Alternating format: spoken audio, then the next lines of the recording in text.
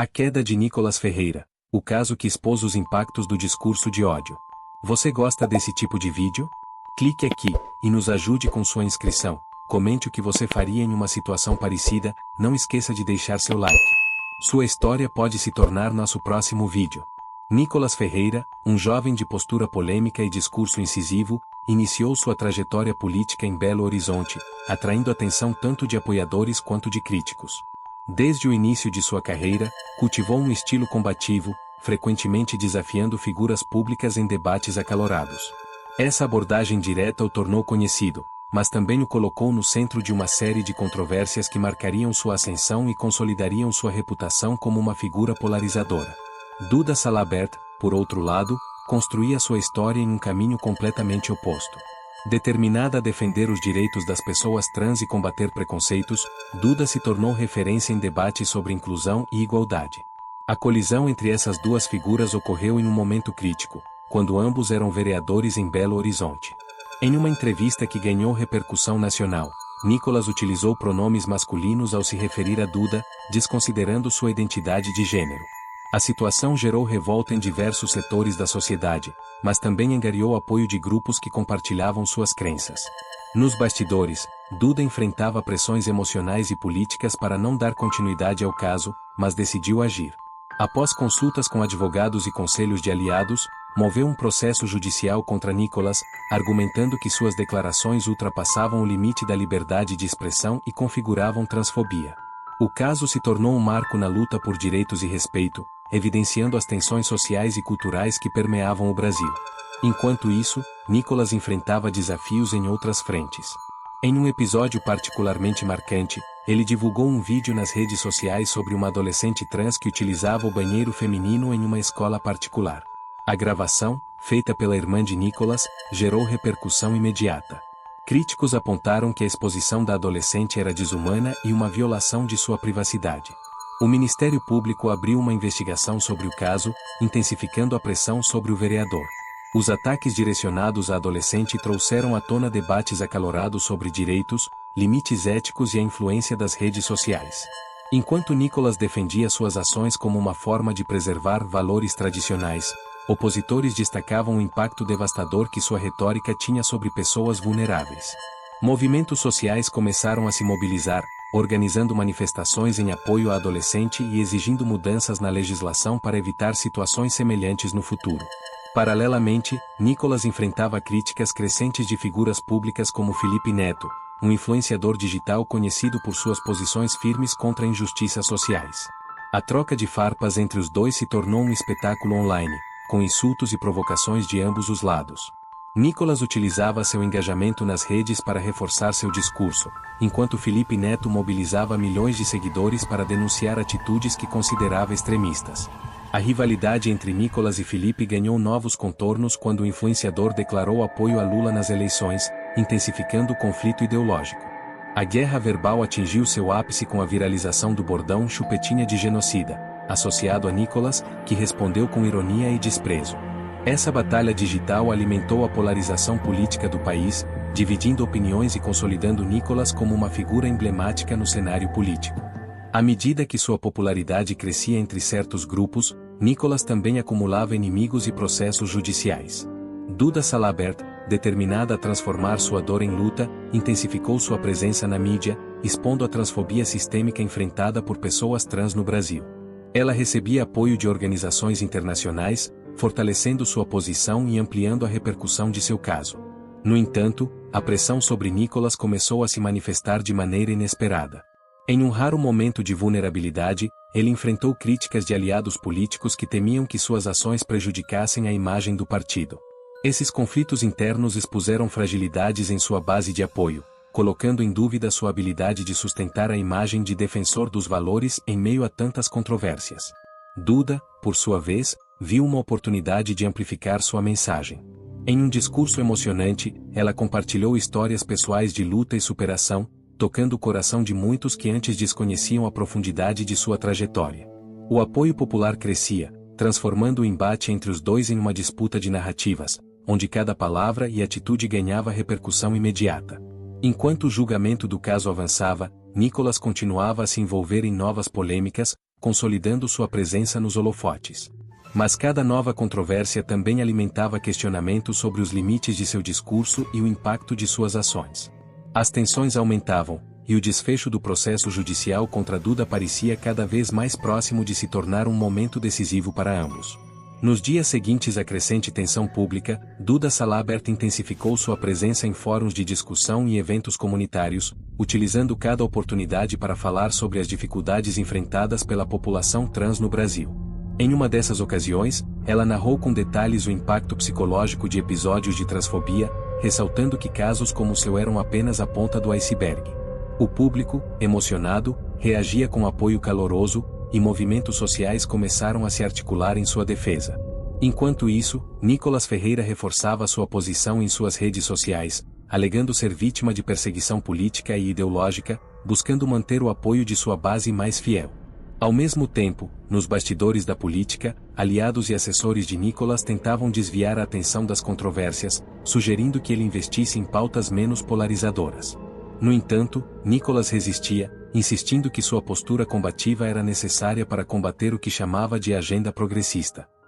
Esse posicionamento o afastava de algumas lideranças do próprio partido, que começavam a questionar a viabilidade de sua estratégia a longo prazo. Duda, por outro lado, recebeu uma surpresa que mudou o rumo de sua campanha.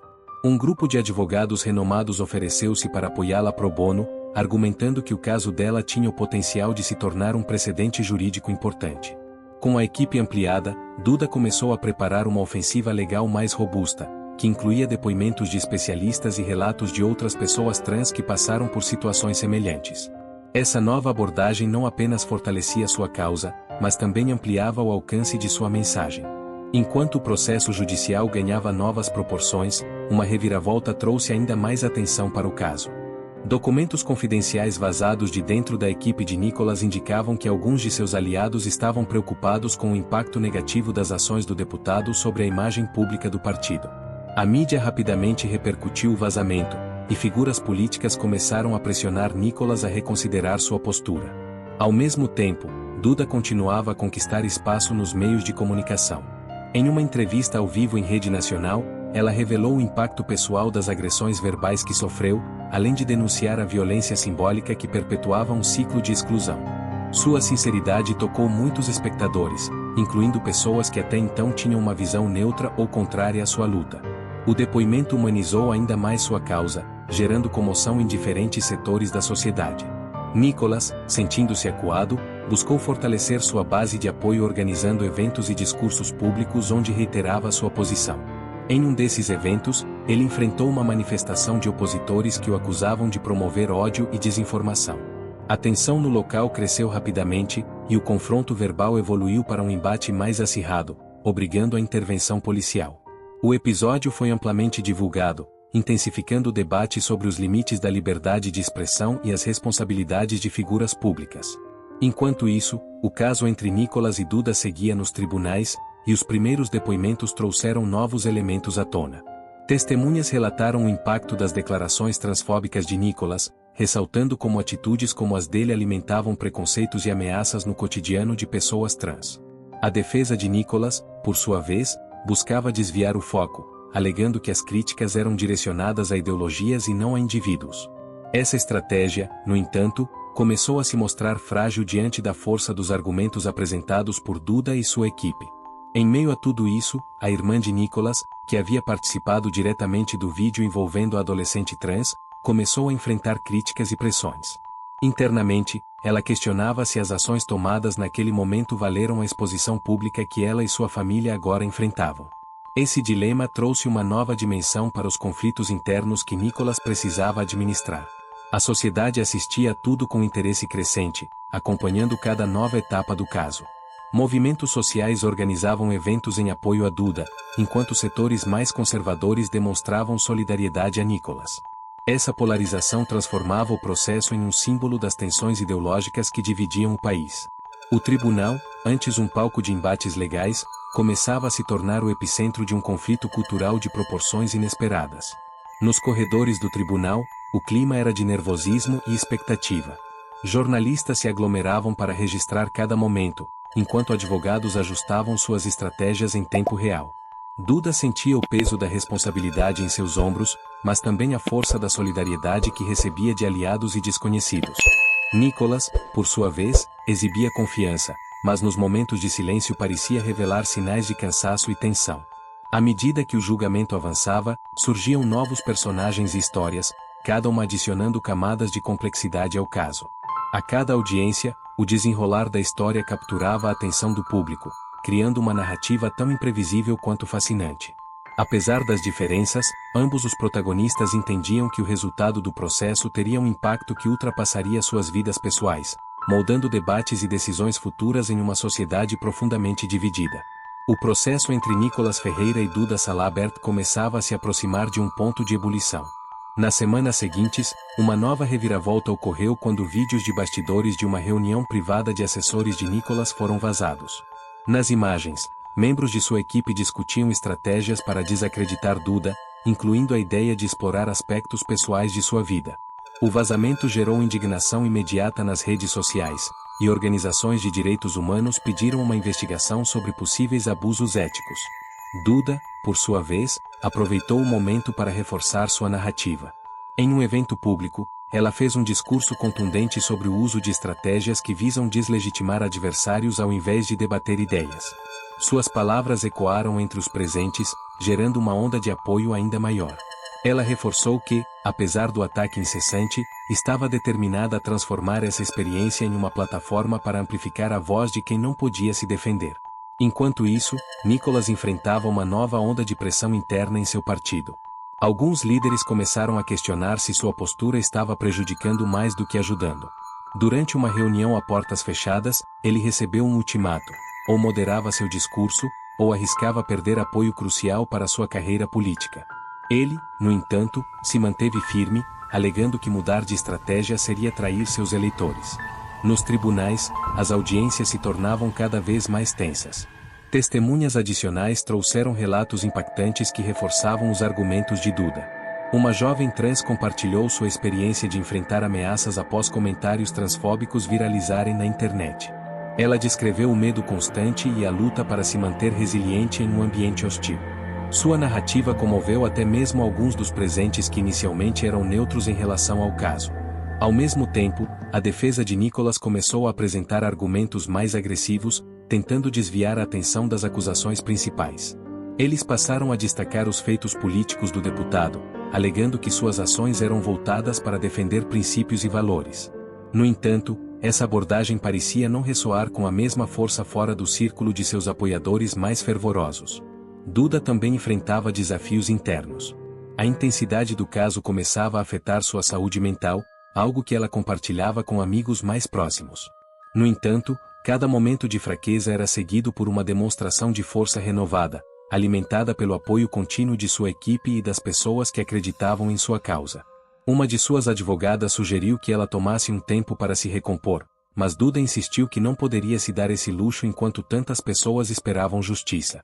Nicholas, por outro lado, começou a sentir o impacto das controvérsias em sua base de apoiadores.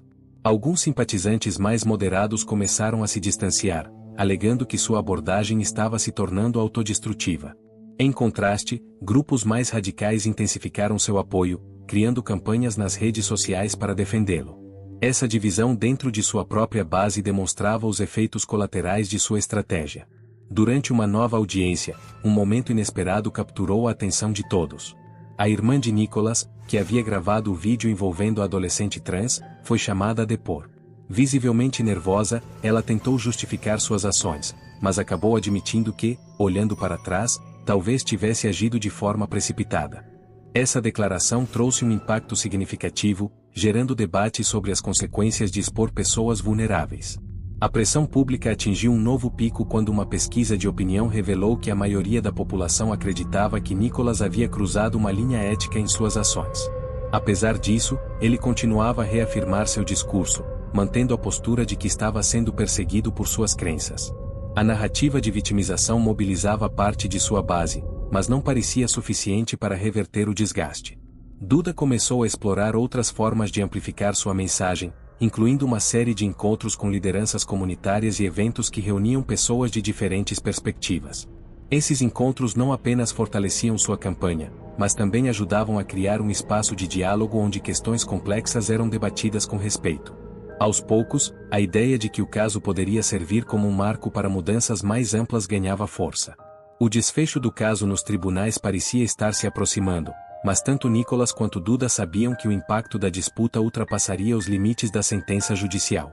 A polarização que se formou em torno deles não era apenas sobre um conflito individual, mas sobre as profundas divisões sociais e culturais que moldavam o país. Ambos permaneciam em suas posições, determinados a levar sua narrativa até o fim, independentemente do que fosse necessário. Com o caso se aproximando de sua conclusão, a tensão nos bastidores aumentava. Duda Salabert começou a receber ameaças anônimas, algo que inicialmente tentou ignorar para não desviar seu foco. No entanto, quando mensagens contendo detalhes pessoais começaram a circular, ela decidiu recorrer à polícia para garantir sua segurança. O episódio expôs ainda mais a vulnerabilidade de figuras públicas que desafiam estruturas de poder, fortalecendo sua determinação em continuar. Nicolas Ferreira, por outro lado, encontrava-se cada vez mais isolado em certos círculos políticos. Líderes de seu partido passaram a evitar declarações públicas em sua defesa, preferindo deixar o caso seguir sem associar suas imagens às polêmicas. Apesar disso, ele continuava contando com o apoio inabalável de grupos radicais, que intensificaram sua presença em manifestações e campanhas online, muitas vezes recorrendo a ataques pessoais contra Duda e seus apoiadores. Em uma tentativa de virar a narrativa a seu favor, Nicolas marcou uma coletiva de imprensa para responder às acusações e reforçar sua posição. O evento, transmitido ao vivo, atraiu uma grande audiência. Durante o discurso, ele reafirmou seu compromisso com os valores que defendia e acusou a mídia de distorcer os fatos. Embora sua retórica tenha agradado a parte de sua base, jornalistas questionaram a falta de evidências concretas para algumas de suas alegações, o que gerou debates acalorados nas redes sociais. Enquanto isso, Duda apostava em um movimento mais simbólico. Organizou um encontro público com ativistas trans e familiares de pessoas LGBTI+, onde compartilhou histórias de superação e resiliência. No evento, uma mãe emocionada relatou como o discurso de ódio havia afastado seu filho adolescente da escola e colocado sua vida em risco. A iniciativa não apenas reforçou a mensagem de Duda, mas também mobilizou aliados que antes se mantinham neutros. O impacto desse evento foi imediato, gerando uma onda de solidariedade que se refletiu em manifestações públicas de apoio em diversas cidades. Cartazes, murais e campanhas online pediam mais empatia e respeito. Nicolas e sua equipe, observando o crescente apoio a Duda, começaram a planejar estratégias mais incisivas para tentar reverter o cenário. Entre essas ações, estava a tentativa de desacreditar os advogados de Duda, alegando que tinham motivações políticas escondidas. Paralelamente, o caso no tribunal tomava novos rumos com o surgimento de uma testemunha inesperada. Uma ex-assessora de Nicolas decidiu depor, revelando detalhes de reuniões internas em que estratégias para desacreditar Duda haviam sido discutidas. Seu testemunho gerou impacto imediato, sendo amplamente repercutido na mídia e levantando questões sobre a ética da equipe do deputado. Nicolas, agora sob um escrutínio ainda maior, passou a evitar aparições públicas frequentes. A pressão parecia finalmente alcançar até mesmo seus apoiadores mais próximos. Em uma reunião interna, um de seus conselheiros sugeriu que ele assumisse uma postura mais conciliadora para minimizar os danos, mas Nicolas rejeitou a ideia, alegando que isso seria visto como fraqueza. Duda, por outro lado, continuava a expandir suas ações. Além de participar de audiências e eventos, ela começou a trabalhar com uma equipe de especialistas para propor mudanças legislativas que protegessem minorias de discursos de ódio. Embora estivesse focada em seu caso, via uma oportunidade de transformar a situação em algo maior, criando impactos duradouros que ultrapassassem sua experiência pessoal. A polarização entre os dois lados atingiu novos níveis quando um confronto direto ocorreu durante uma audiência decisiva. Nicolas e Duda, pela primeira vez, se enfrentaram cara a cara no tribunal. A troca de olhares foi intensa, e o clima na sala parecia refletir a tensão de um país dividido. Ambos apresentaram seus argumentos com convicção, deixando claro que nenhum dos dois estava disposto a recuar. Fora do tribunal, as ruas refletiam a divisão que o caso gerava. Protestos e manifestações se tornaram comuns, com grupos de apoiadores de ambos os lados ocupando espaços públicos para fazerem suas vozes serem ouvidas. O embate transcendeu o caso judicial, tornando-se uma representação das disputas ideológicas mais amplas que permeavam a sociedade. Em meio ao caos, tanto Nicolas quanto Duda sabiam que o verdadeiro impacto de suas ações seria sentido muito além do veredito final. Enquanto o julgamento se aproximava da reta final, novos elementos surgiram, trazendo à tona aspectos ainda mais complexos do caso. Uma organização internacional de direitos humanos divulgou um relatório destacando o impacto de discursos transfóbicos em comunidades vulneráveis, utilizando o caso de Duda como exemplo. O documento gerou repercussão global, atraindo a atenção de veículos de comunicação estrangeiros e aumentando ainda mais a pressão sobre Nicolas e sua equipe. Nos bastidores, a equipe jurídica de Duda trabalhava incansavelmente para consolidar um argumento que não apenas favorecesse a sentença, mas também marcasse um precedente na legislação brasileira. Reunindo especialistas e ativistas, eles organizaram um seminário jurídico para discutir como o sistema legal poderia evoluir para proteger minorias de ataques discriminatórios. O evento gerou um debate nacional, envolvendo advogados, políticos e lideranças sociais. Nicolas enfrentava um desgaste evidente. A exposição constante nos últimos meses começava a afetar sua saúde e sua imagem pública. Em uma aparição ao vivo, ele tentou se mostrar resiliente, mas seus gestos e tom revelavam sinais de exaustão. Apesar disso, ele continuava a defender suas ações com veemência, reforçando seu discurso de que era alvo de uma perseguição injusta.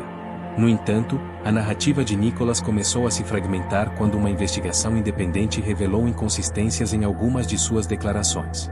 Documentos e testemunhos apresentados pelo Ministério Público apontavam que parte do conteúdo compartilhado por ele em suas redes sociais havia sido manipulado. A notícia caiu como uma bomba, gerando uma série de questionamentos sobre sua credibilidade. Duda aproveitou o momento para reforçar sua mensagem, enfatizando a importância de combater a desinformação e proteger aqueles que são alvo de discursos de ódio. Durante uma coletiva de imprensa, ela agradeceu o apoio de seus aliados e do público, reafirmando seu compromisso de lutar não apenas por justiça em seu caso, mas também por mudanças estruturais que pudessem beneficiar outras pessoas. A tensão atingiu um novo patamar quando uma série de protestos simultâneos tomou as ruas de várias capitais brasileiras. De um lado, manifestantes exigiam que Nicolas fosse responsabilizado por suas ações. De outro, grupos organizados defendiam a liberdade de expressão e o direito de discordar de ideologias progressistas. A polarização escalava, com confrontos verbais e físicos acontecendo em algumas ocasiões. Em meio a esse cenário, um incidente inesperado alterou a dinâmica do caso. Uma pessoa próxima a Nicolas, até então fora dos holofotes, decidiu romper o silêncio. Essa figura revelou detalhes de reuniões internas e estratégias que colocavam em xeque a narrativa pública do deputado. A revelação gerou um turbilhão de repercussões, alimentando debates sobre ética na política e no uso das redes sociais. Duda, por sua vez, enfrentava um desafio diferente. Apesar de todo o apoio recebido, ela começou a sentir o peso emocional de se tornar um símbolo em uma luta tão complexa. Em um momento de vulnerabilidade, compartilhou com seus seguidores como a batalha jurídica e pública estava impactando sua vida pessoal. A resposta foi esmagadoramente solidária, com milhares de mensagens de apoio inundando suas redes sociais. Enquanto o julgamento avançava, o público acompanhava cada passo com atenção crescente. A mídia explorava todos os ângulos possíveis, transformando o caso em uma espécie de espetáculo nacional. Analistas políticos debatiam sobre as implicações do resultado, enquanto figuras públicas se posicionavam, aumentando ainda mais a divisão. Nos tribunais, as últimas audiências trouxeram momentos de forte impacto emocional.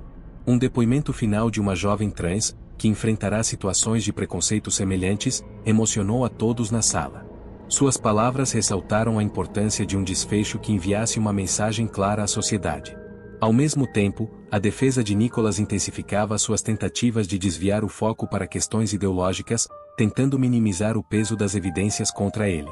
O desfecho parecia iminente, mas ambos os lados sabiam que o impacto do julgamento se estenderia muito além da sentença. Nicolas e Duda representavam, para muitos, algo maior do que suas individualidades. A sociedade assistia com expectativa, sabendo que o resultado não apenas marcaria a vida dos envolvidos, mas também definiria um capítulo importante na história de um país em constante luta por justiça e igualdade. À medida que o julgamento se aproximava de sua fase final, o clima no tribunal tornava-se cada vez mais tenso. As galerias estavam lotadas de jornalistas, ativistas e curiosos, todos ansiosos para testemunhar o desenrolar de um caso que transcendera a esfera pessoal e se tornará um símbolo de luta por direitos. Duda Salabert chegou ao local acompanhada de sua equipe jurídica, enquanto Nicolas Ferreira, mais reservado do que de costume, parecia refletir sobre o peso das acusações que enfrentava. A cada audiência, novos argumentos surgiam, muitos deles explorando os limites éticos e legais do discurso público. Um especialista convidado pela defesa de Duda apresentou dados detalhados sobre o impacto psicológico da transfobia em adolescentes, ilustrando como atitudes públicas podem desencadear consequências devastadoras em vidas já vulneráveis. A apresentação foi recebida com silêncio, mas os olhares intensos na sala indicavam que a mensagem havia sido claramente absorvida. Do outro lado, Nicolas tentava manter sua postura firme, ainda que os eventos recentes tivessem abalado sua base de apoio. Ele passou a recorrer a discursos mais emocionais, explorando temas de liberdade e resistência à censura. Apesar disso, suas palavras começaram a soar repetitivas para parte do público, que já estava mais interessado nos fatos concretos apresentados durante o julgamento. Enquanto isso, fora do tribunal, o impacto do caso reverberava. Universidades e escolas começaram a organizar debates sobre discriminação e os limites da liberdade de expressão, inspirados pelas discussões que surgiram em torno do processo. Em uma dessas palestras, uma jovem trans relatou como a visibilidade de Duda lhe deu coragem para enfrentar sua própria realidade. Relatos como esse começaram a formar uma rede de apoio emocional que crescia em paralelo à batalha jurídica.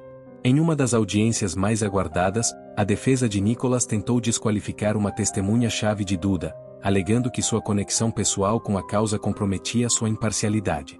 A estratégia, no entanto, não teve o efeito esperado. A testemunha, uma professora universitária que havia estudado o tema por décadas, rebateu com argumentos sólidos, reforçando a legitimidade de sua posição. Duda, cada vez mais confiante, começou a explorar novos meios de se comunicar com o público. Em suas redes sociais, lançou uma campanha que convidava pessoas trans a compartilharem suas histórias de superação e luta contra o preconceito. A campanha viralizou, gerando uma onda de solidariedade e ampliando ainda mais o alcance de sua mensagem. A tensão atingiu seu auge quando Nicolas, visivelmente pressionado, deu uma entrevista exclusiva para um canal de televisão. Durante a conversa, ele tentou humanizar sua trajetória, compartilhando aspectos de sua vida pessoal e justificando suas ações como uma defesa de valores tradicionais. Contudo, a entrevista foi recebida com reações mistas, com muitos questionando a sinceridade de suas palavras. No tribunal, a atmosfera tornava-se cada vez mais carregada. A equipe jurídica de Duda apresentava seus argumentos finais, reforçando a necessidade de uma decisão que reconhecesse o impacto do discurso de ódio em uma sociedade já dividida. Nicolas, por sua vez, fazia um apelo direto ao juiz, alegando que uma condenação poderia representar uma ameaça à liberdade de expressão no país. Enquanto o veredito era aguardado, as ruas refletiam o peso do momento. Grupos de manifestantes de ambos os lados se reuniam em frente ao tribunal, segurando cartazes e entoando palavras de ordem. Apesar da forte presença policial, o clima era de tensão, e qualquer movimento mais brusco poderia desencadear um confronto. Nos bastidores, Duda começou a receber convites para encontros com líderes internacionais interessados em entender melhor o impacto de seu caso. Embora honrada, ela se concentrava em concluir a batalha judicial antes de expandir sua luta para outros territórios. Ao mesmo tempo, sua equipe discutia estratégias para garantir que o resultado do julgamento, independentemente da sentença, fosse aproveitado para gerar mudanças concretas. Nicolas, agora mais recluso, reunia-se com seus conselheiros em busca de uma estratégia para conter os danos que sua imagem já sofrerá. Ele sabia que, independentemente do resultado, sua carreira política enfrentaria desafios ainda maiores no futuro. Os dias que antecederiam o veredito seriam cruciais para determinar os próximos passos de sua trajetória. A sociedade permanecia em suspense. As discussões em torno do caso extrapolaram o tribunal, transformando-se em um espelho das divisões e tensões que moldavam o país. Todos aguardavam o momento em que a decisão seria finalmente anunciada, sabendo que ela marcaria não apenas a vida de Duda e Nicolas, mas também o futuro de debates essenciais sobre direitos, respeito e os limites do discurso público. A tensão no tribunal atingiu níveis insuportáveis no dia em que o juiz anunciou que estava pronto para dar início às considerações finais. O silêncio na sala era absoluto, quebrado apenas pelos cliques das câmeras e o som de passos apressados de jornalistas tentando capturar cada expressão, cada movimento. Duda Salabert estava serena, mas havia uma força palpável em seu olhar. Nicolas Ferreira, por outro lado, aparentava um misto de desafio e inquietação, seus conselheiros ao lado cochichando algo enquanto ele permanecia imóvel. Os advogados de ambas as partes apresentaram suas últimas argumentações, e a complexidade do caso ficou ainda mais evidente.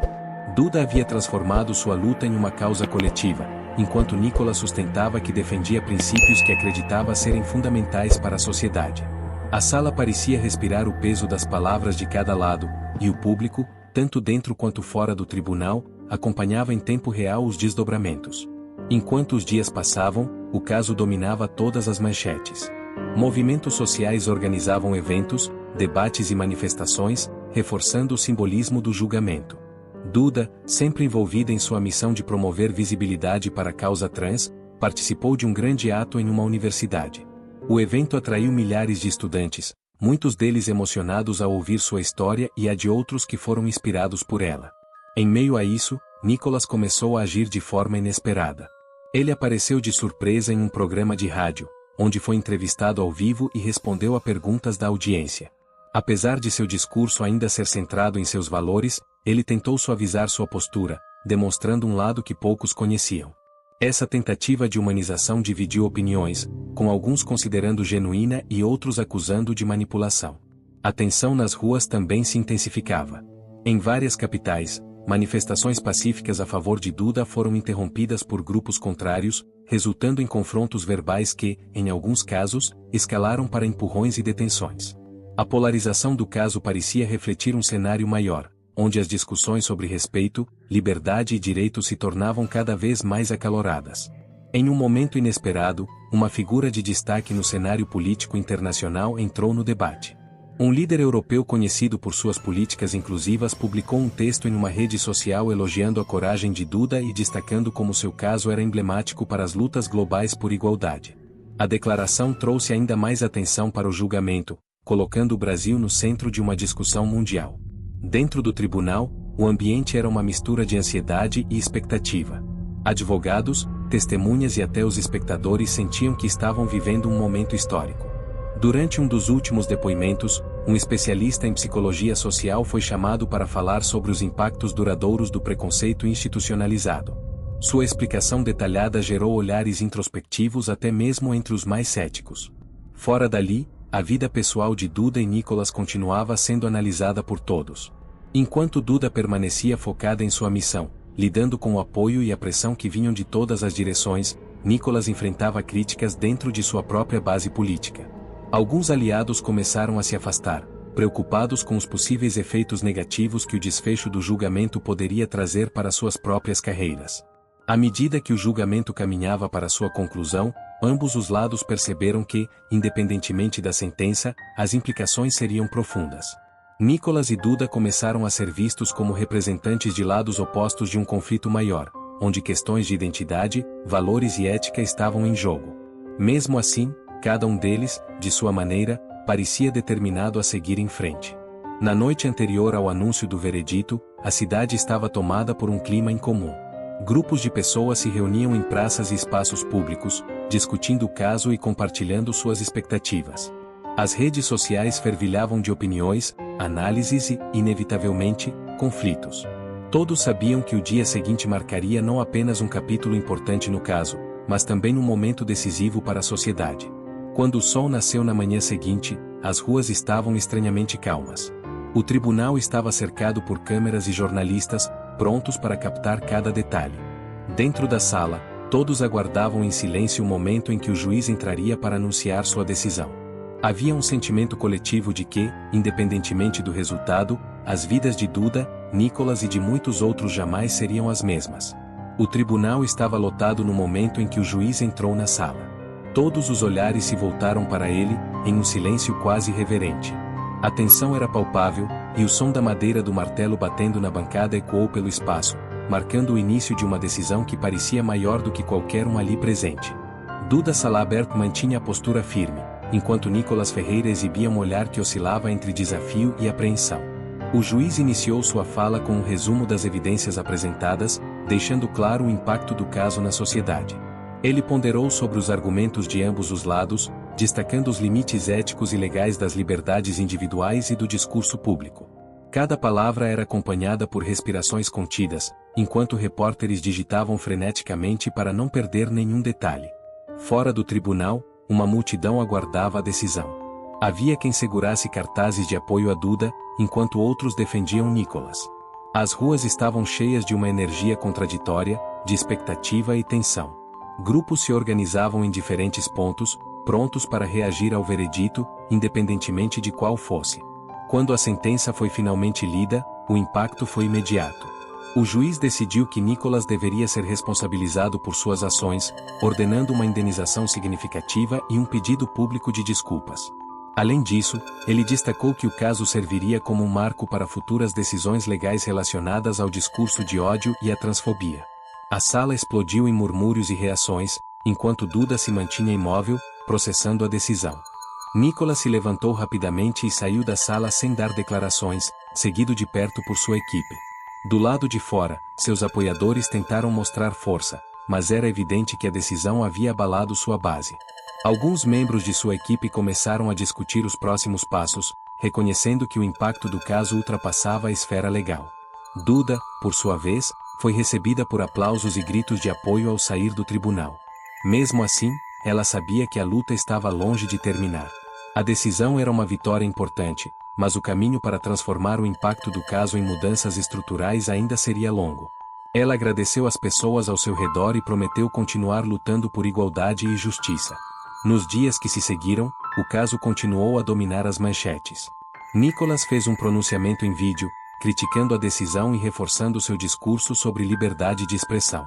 Ele prometeu recorrer da sentença, e seus apoiadores organizaram uma série de eventos para reforçar sua posição. Apesar disso, sua imagem pública estava visivelmente desgastada. Duda, por outro lado, começou a articular suas próximas ações. Em parceria com organizações sociais, lançou uma iniciativa para levar educação sobre direitos humanos a escolas e comunidades em todo o país. O projeto foi bem recebido, mas também enfrentou resistência de grupos mais conservadores. Apesar das dificuldades, ela estava determinada a fazer do caso um exemplo de transformação. Enquanto isso, a divisão na sociedade parecia crescer. As redes sociais se tornaram um campo de batalha, com debates acalorados sobre o significado do veredito e suas implicações para o futuro. Muitos viam a decisão como um passo importante para o progresso, enquanto outros temiam que fosse um precedente perigoso para a liberdade de expressão. No cenário político, a situação de Nicolas se complicava. Alguns membros de seu partido começaram a pressioná-lo a adotar um perfil mais discreto, temendo que suas ações pudessem prejudicar a reputação da sigla. Ele, no entanto, permanecia firme em sua postura, recusando-se a ceder. Duda começou a receber convites para eventos internacionais, onde compartilhou sua experiência e discutiu o impacto do caso no Brasil e no mundo. Em uma dessas ocasiões, ela foi ovacionada por líderes de movimentos sociais, que a reconheceram como uma figura importante na luta por direitos e inclusão. A polarização do caso continuava a se desenrolar, gerando consequências em diferentes esferas. Nicolas se preparava para a próxima etapa no tribunal, enquanto Duda consolidava sua posição como uma voz forte e determinada. Ambos sabiam que o desfecho daquela batalha era apenas o início de algo muito maior, que moldaria o futuro do país de maneiras ainda imprevisíveis. O impacto da sentença começou a se desdobrar de formas inesperadas. Duda Salabert tornou-se um ícone ainda maior nos movimentos sociais, mas também alvo de ameaças mais frequentes. Sua equipe contratou segurança adicional, e ela passou a evitar deslocamentos não planejados. Apesar disso, sua determinação em seguir com sua agenda de transformação social permaneceu inabalável, tornando-a ainda mais admirada por seus apoiadores. Nicolas Ferreira enfrentava uma realidade diferente. Embora ainda mantivesse uma base fiel, sua influência política parecia começar a se desgastar. Internamente, líderes de seu partido discutiam sua viabilidade como figura pública em futuras eleições. Os aliados mais pragmáticos insistiam que era hora de mudar de estratégia, mas ele continuava a desafiar qualquer sugestão de recuo. A repercussão do caso se espalhava para além das fronteiras do Brasil. Entidades de direitos humanos internacionais pediam ao governo brasileiro que implementasse medidas concretas para combater o discurso de ódio. Em resposta, autoridades começaram a debater projetos de lei que regulassem melhor as redes sociais e aumentassem as punições para crimes de discriminação. Duda foi convidada a falar em um evento global de lideranças femininas. Durante seu discurso, ela contou sua trajetória e destacou os desafios enfrentados por pessoas trans no Brasil. O público ficou em silêncio enquanto ela narrava como as declarações de Nicholas haviam gerado uma onda de ódio online que quase a silenciou. Sua vulnerabilidade e força inspiraram aplausos prolongados e abriram portas para colaborações internacionais. Nicholas, enquanto isso, decidiu intensificar sua presença digital. Ele produziu uma série de vídeos nos quais apresentava sua visão sobre a liberdade de expressão e criticava o que chamava de censura ideológica. Esses conteúdos ganharam tração em nichos específicos, mas não tiveram o alcance que ele esperava. Aos poucos, seu espaço na política nacional parecia mais restrito. Em meio a esses desdobramentos, o tribunal começou a revisar o recurso de Nicholas. A tensão voltou a crescer quando novos depoimentos foram adicionados ao caso, incluindo relatos de pessoas que haviam sido diretamente impactadas por suas declarações. Esses testemunhos reforçavam a importância de manter a decisão original, mas também expunham mais feridas sociais. Duda, por sua vez, expandiu sua campanha educativa, levando debate sobre diversidade para escolas e universidades. Em um desses eventos, uma adolescente emocionada a abraçou, dizendo que sua coragem havia inspirado a jovem a assumir sua identidade.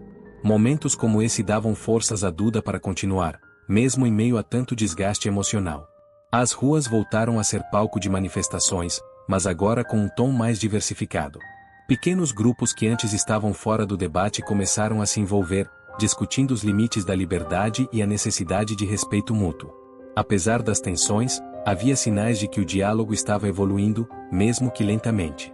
Nos bastidores da política, líderes de diferentes espectros ideológicos começaram a considerar a possibilidade de trabalhar juntos em um projeto que unisse inclusão e liberdade de expressão. Embora ainda fosse uma ideia embrionária, era um reflexo de como o caso havia mudado as dinâmicas tradicionais de debate no país. Nicholas, enfrentando pressões cada vez maiores, decidiu participar de um grande evento com seus apoiadores para tentar reforçar sua imagem. Durante seu discurso, ele tentou abordar o caso de forma mais conciliadora, reconhecendo parcialmente que algumas de suas ações poderiam ter sido mal interpretadas. Embora essa tentativa de suavizar sua postura tenha agradado parte de seu público, muitos viram isso como um sinal de fraqueza. A sociedade começava a se reorganizar em torno das discussões provocadas pelo caso. A polarização ainda era evidente, mas havia um esforço crescente para encontrar caminhos que equilibrassem liberdade e respeito. Tanto Duda quanto Nicholas continuavam sendo figuras centrais nesse processo, carregando o peso de representar lados opostos em um conflito que, apesar de intenso, parecia começar a construir um espaço para mudanças reais. O julgamento do recurso de Nicholas Ferreira tornou-se o centro das atenções novamente. A audiência estava marcada para uma manhã nublada, e as ruas ao redor do tribunal foram tomadas por manifestantes. De um lado, grupos clamavam por justiça definitiva, destacando o impacto das palavras de figuras públicas sobre minorias vulneráveis. Do outro, defensores do parlamentar insistiam que a decisão inicial havia sido uma afronta à liberdade de expressão. Dentro do tribunal, a atmosfera era ainda mais carregada do que nas sessões anteriores. Duda Salabert entrou com sua habitual serenidade, mas com uma expressão de determinação renovada. Ela sabia que o desfecho daquele recurso seria crucial, não apenas para sua causa, mas também para a mensagem que ele transmitiria à sociedade. Nicholas, por sua vez, parecia menos enérgico do que de costume. Ele se manteve quieto, ouvindo atentamente cada argumento apresentado. Os advogados de ambas as partes fizeram apresentações meticulosas, revisitando pontos fundamentais do caso. O tribunal estava cercado de atenção internacional, e a pressão era enorme. Especialistas haviam sido convocados novamente para reforçar as implicações sociais do caso. Duda ouviu com atenção quando uma psicóloga relatou como declarações públicas de líderes influenciavam diretamente o aumento de casos de discriminação e violência. Durante o intervalo, repórteres se aglomeravam na entrada do tribunal, buscando captar reações e declarações de representantes das duas partes. Duda não deu entrevistas naquele momento, preferindo preservar sua energia para a conclusão do julgamento. Nicholas, acompanhado por sua equipe, também permaneceu em silêncio, mas seus olhos revelavam inquietação. A decisão final foi anunciada no final da tarde, com o sol começando a se pôr. O recurso de Nicholas foi rejeitado, e a sentença inicial foi mantida, incluindo a indenização e a exigência de um pedido público de desculpas. O juiz reforçou que o caso havia estabelecido um marco na jurisprudência nacional, deixando claro que figuras públicas têm a responsabilidade de medir o impacto de suas palavras em um país diverso e desigual. Duda, ao sair do tribunal, foi recebida por uma multidão que a aplaudia e gritava palavras de apoio. Ela agradeceu com breves palavras, afirmando que a decisão era uma vitória coletiva e que o trabalho por igualdade e respeito continuaria. Em casa, longe das câmeras, ela teve um momento de introspecção, refletindo sobre o impacto daquela longa batalha em sua vida pessoal e pública. Nicolas retornou a seu reduto político, cercado por apoiadores mais fiéis. Ele fez um pronunciamento em que afirmou respeitar a decisão do tribunal, mas continuou a criticar o que chamou de desafios à liberdade de pensamento. No entanto, para muitos, o discurso soou mais comedido, um reflexo de alguém que sentia os limites do apoio que restava. As semanas que se seguiram foram marcadas por movimentos significativos. Duda iniciou uma campanha nacional para transformar o caso em uma plataforma educacional, levando debates sobre diversidade para escolas e espaços públicos. Sua equipe lançou um documentário sobre a luta que enfrentou, que rapidamente ganhou repercussão e foi exibido em festivais internacionais. Nicolas começou a focar em questões locais e menos polarizadoras, tentando reconstruir sua base política. Alguns aliados mais próximos sugeriram que ele considerasse uma pausa na vida pública, mas ele resistiu, determinado a manter sua posição, ainda que em um cenário mais restrito. O caso continuou sendo discutido em programas de televisão, documentários e livros. Pesquisadores e especialistas analisaram seu impacto na sociedade brasileira, destacando como ele havia contribuído para abrir discussões necessárias sobre inclusão, responsabilidade e os limites do discurso público. Duda, em um evento marcante, recebeu uma homenagem de organizações internacionais por seu papel na promoção dos direitos humanos. Ao subir no palco, ela agradeceu emocionada, dedicando a conquista a todas as pessoas que enfrentavam discriminação diariamente e reafirmando seu compromisso com a causa. Enquanto isso, a polarização que havia marcado o caso começou a dar lugar a diálogos mais construtivos em algumas áreas. Movimentos sociais e acadêmicos começaram a trabalhar juntos para propor legislações que equilibrassem liberdade de expressão com proteção contra a discriminação, inspirados pelas discussões que o caso havia suscitado. Com o tempo, Duda consolidou seu espaço como uma liderança nacional e uma voz de respeito e inclusão. Ela sabia que sua jornada estava apenas começando, mas o peso da luta até ali havia fortalecido sua determinação. Nicolas, por sua vez, viu sua influência diminuir gradualmente, focando em um público cada vez mais específico. O impacto do caso foi sentido por muitos anos, marcando uma nova era de debate sobre direitos humanos e responsabilidade pública. Duda e Nicolas seguiram caminhos diferentes, mas ambos ficaram para sempre conectados em um capítulo importante da história do Brasil. O caso que começou com palavras se transformou em ações, mudanças e, acima de tudo, um marco de aprendizado coletivo. Muito obrigado por fazer parte desse caso imperdoável. Deixe seu like, inscreva-se no canal, é gratuito e nos ajuda a continuar fazendo esse trabalho incrível, e comente o que você acha que as autoridades devem fazer nessa situação. Nos vemos amanhã ao meio-dia.